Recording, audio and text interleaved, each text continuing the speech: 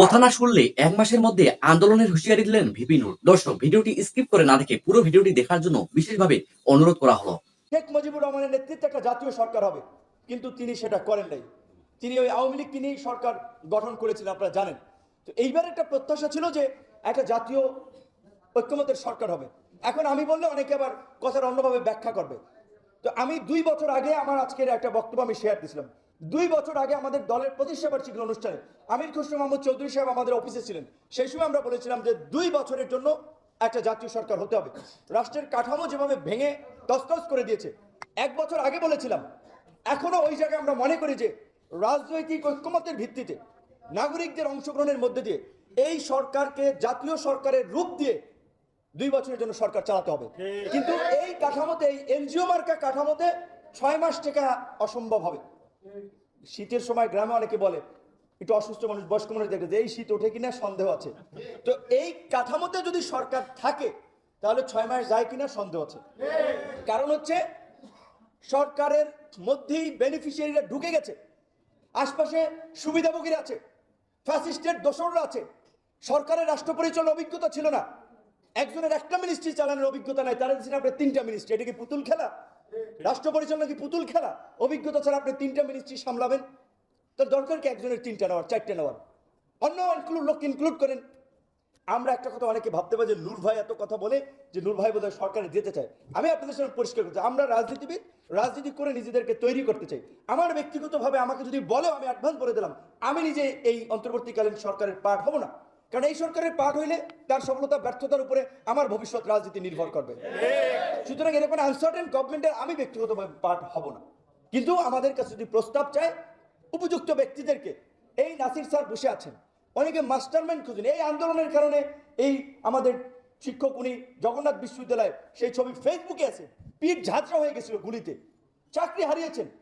সে সময় এই যুবলীগের চেয়ারম্যান হতে চাওয়া ভাইস চ্যান্সেলর সেই মিজানুর রহমানরা তার চাকরি বাতিল করেছিলেন।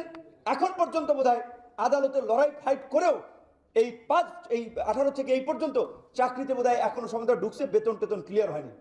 তাহলে ওনাদের মতো ব্যক্তিদেরকে এই সরকারে নিতে হবে। এই একজন ব্যক্তি আমাদের এখানে আছে, তার যে ডেডিকেশন, স্রোতের বিপরীতে লড়াই করেছে, আমরা যেখানে যখন প্রোগ্রামে ডেকেছি চলে এসেছে, তাদের এই সরকারের উপদেষ্টা হতে হবে। এই সরকারের যারা উপদেষ্টা হয়েছে তাদের ডেডিকেশনটা কি, তাদের কন্ট্রিবিউশনটা কি? লাস্ট 15 ইয়ার্স দেশ জাতির জন্য তাদের কি অবস্থান ছিল? কয়দিন রাজপথে এসেছে, কয়দিন গণতন্ত্রের জন্য কথা বলেছে, কয়দিন ফাঁসিবাদের বিরুদ্ধে আওয়াজ তুলেছে? সরকার পতন করাই দিয়েছে আমরা। এখন আপনারা এনজিও মার্কা সরকার করে আপনারা ভাগ বাটোয়ারার ক্ষেত্র বসাবেন। সরকার যেমন গঠন করেছি, নামাইতেও বেশি সময় লাগবে না। কথা শুনবেন না, 1 মাস পরে সরকার পতন আন্দোলন শুরু করবো। পরিষ্কার গুটি কয়েক ছাত্র সমন্বয় কি নিয়ে ভাববেন আপনারা সব পরিচালনা করবেন? এখন ডাক দেন, দেখেন সমন্বয়কদের পিছনে 1000 মানুষ পান কিনা। ডাক দেন একটা প্রোগ্রাম, ডাক দেওয়ান, দেখেন 1000 মানুষ থাকে কিনা। এটা কি মানে চারটিখানিক ব্যাপার? মনে হয় যে কয়েকজন ছাত্র ডাক দিছে আর এইভাবে রেজিস্ট্যান্স হয়ে গেছে, এইভাবে একটা গণ আন্দোলন হয়ে গেছে। এখন অনেকে মাস্টার মাইন্ড হয়ে গেছে, অনেকে প্রধান মুক্তমুখ হয়ে গেছে। আন্দোলন তো একটা প্রেক্ষাপট ছিল, গত 1.5 দশকে সেই প্রেক্ষাপট রচনা হয়েছে। ধীরে ধীরে অনেকগুলো ঘটনা একটা একটা করে সুতা গেথে আজকের এই অবস্থায় নিয়ে এসেছে। এবং 2018 সালে যদি কোটা সংস্কার আন্দোলন আমরা না করতাম, 24 আজকে কোটা সংস্কার আন্দোলন হতো। 2018 সালে সেই আন্দোলনের ফলাফল ছিল প্রথম এবং দ্বিতীয় শ্রেণীর চাকরিতে কোটা বাতিল। সেইটা থেকে যখন কামব্যাক করে নিয়ে আসছে প্রথম দ্বিতীয় মুক্তিযোদ্ধা কোটা, সেইটাকে ইস্যু করে আন্দোলন হয়েছে। আর 2018 সালের আগে আবার সফল কোটা সংস্কার আন্দোলন হয়নি। 18 সালের এই আন্দোলন হতো, 24-এর এই আন্দোলন হতো না। আজকের এই নেতৃবৃন্দের কথাও যদি বলেন, আমাদের কৃতিত্বের কথা না, অনেকের পেছনে আমাদের অর্থ, শ্রম, মেধা ইনভেস্ট করে আমরা তৈরি করেছি তাদেরকে। রাজনীতিতে পথ চলায় স্বামী স্ত্রীর সংসার টেকে না। রাজনীতি তো একসময় মত পথের বিরোধ কেন্দ্র করে একজনের অভিমান, মান অভিমান তৈরি হতেই পারে, সক্রিয়তা নিষ্ক্রিয়তা থাকতেই পারে। তো তাদের রাজনীতির হাতে খড়িটা আজকে মেন সমন্বয়কদের কথা যদি বলেন, নাহিদ, আসিফ, হান্নান মাসুদ, আহানা, আপনার আব্দুল কাদের, অনেকে ছাত্র অধিকার পরিষদের নেতা ছিলেন। আমরা বলবো আমরা মাস্টারমাইন্ড ছিলাম। বিএনপি জামাতের মতো একটা শক্তিশালী রাজনৈতিক দল ছাড়া এই আন্দোলনকে কখনোই সফল করা সম্ভব হতো না।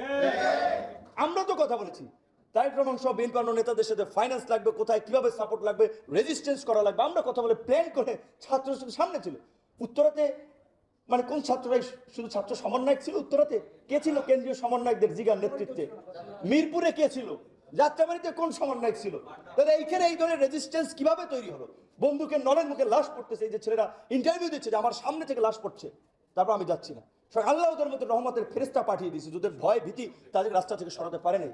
এই যে আল্লাহ একটা অসম্ভব রহমত, এই যে জালিমের পতনের জন্য। কারণ আল্লাহ তো বলছে যে অহংকারীকে আল্লাহ তাআলা পছন্দ করেন। অহংকার আল্লাহর গায়ের চাদর, মানুষের মানায় না। এই শেখ হাসিনা তো অনেক দাম্ভিক হয়ে গিয়েছিলেন না, যে শেখ মুজিবের কন্যা দেশ ছেড়ে পালায় না, আমি এতগুলো টেলিভিশন চ্যানেল দিয়েছি, আমি 18 কোটি মানুষকে খাওয়াই, এই যে সমস্ত কথা হচ্ছে বলেছে। সীমা লঙ্ঘনকারীকে আল্লাহ পছন্দ করেন না। শেখ হাসিনা সীমা লঙ্ঘন করেছে, আল্লাহ হটিয়ে দিয়েছেন। আমরা তার রহমত নিয়ে তার মানুষ উছিল আকারে আমরা ছিলাম। এখন এটা একেবারে অহেতুক বিতর্ক যে এই আন্দোলনের কি মাস্টারমাইন্ড কে ছিল, কি ছিল। এই সমন্বয়কদের অনেকে ছাত্র অধিকার পরিষদ করে, কেউ ছাত্র শিবির করে, কেউ ছাত্র দল করে, কেউ একেবারেই জেনারেল শিক্ষার্থী। এবং এই আন্দোলনে যারা করেছে তারা একেবারে পিরলি আউলিয়া হয়ে গেছে। আপনারা মনে করেন এই আন্দোলনটা কি প্রথম দিকে গণতন্ত্র, ভোটাধিকার, দেশ উদ্ধারের আন্দোলন ছিল? কোটা সংস্কার, সরকারি চাকরির একটি ইস্যুর আন্দোলন ছিল। আমরাও যেটা করেছিলাম, জাতি যখন মনে করেছে যে এইভাবে বর্বরতা কোনো বিবেক সম্পন্ন মানুষ মেনে নিতে পারে না, এভাবে একটা দেশ চলতে পারে না। আবু সাইদের এই বিরচিত জীবনদান কিংবা মুগ্ধের কিংবা আর অন্যদের এগুলো মানুষকে আসলে টাচ করেছে, মানুষ ঘর থেকে বের হয়ে এসেছে। সো এইখানে এই যে সমগ্র শ্রেণী পেশার মানুষের একটা কন্ট্রিবিউশন, সেটাকে মুক্তিযুদ্ধের আওয়ামী বয়ানের মতো আরেকটা ন্যারেটিভ তৈরি করা হচ্ছে যে আমরা করেছি, অমুকে করেছে, সমন্বয়করা করেছে। ফালতু কথা এগুলো। দেশের সমগ্র শ্রেণী পেশার মানুষ এই আন্দোলন করেছে, যার অগ্রভাগে নেতৃত্ব ত্যাগ শ্রমে রাজনৈতিক দলগুলোর ডেডিকেশন বেশি, বিএনপি বলেন, জামাত বলেন, হেফাজত বলেন, যারা রাজপথে ছিল। তো আমরা যেটা বলছি যে দেখেন, এখন কি তাহলে এই সরকার বসে কালকে আমরা নির্বাচন চাই, নির্বাচন দিলে সব অসুখ সেরে যাবে? আমরা কিন্তু সেটাও বলছি না। যে কারণ রাজনৈতিক দলগুলোর যে ক্ষুধা, অনেকের গত 15-16 বছরের যে খিদা, কোন খিদা তা তো বুঝেন, বিভিন্ন ভাগ বাটার ক্ষুধা হা করে আছে। রাতারাতি নির্বাচন দিলেও দেশের অবস্থা ভালো হবে না, এবং ওই গভর্নমেন্টকে আরো আনস্টেবল করবে নানানভাবে। কাজী প্রফেসর ইউনূস স্যারের মতো ব্যক্তির যে কানেক্টিভিটি, যে নেটওয়ার্ক আছে, পার্সোনাল কানেক্টিভিটি, এই জাতিসংঘের মিটিংয়ে বিশ্ব নেতারা দেখেছেন তো, অনেকে তো ছবি টবি তোলার জন্য, সেলফি টেলফি নেওয়ার জন্য, ধান্দাবাজি করার জন্য দাদা লাইন ব্রেক করে আর একদিক দিয়ে হাইটা দূরে দ্রুত যায়, যে ছবি টবি ভিডিও যেন থাকে একটা শপের জন্য। আর ইউনূস সাহেবের সাথে লোকজন আসে।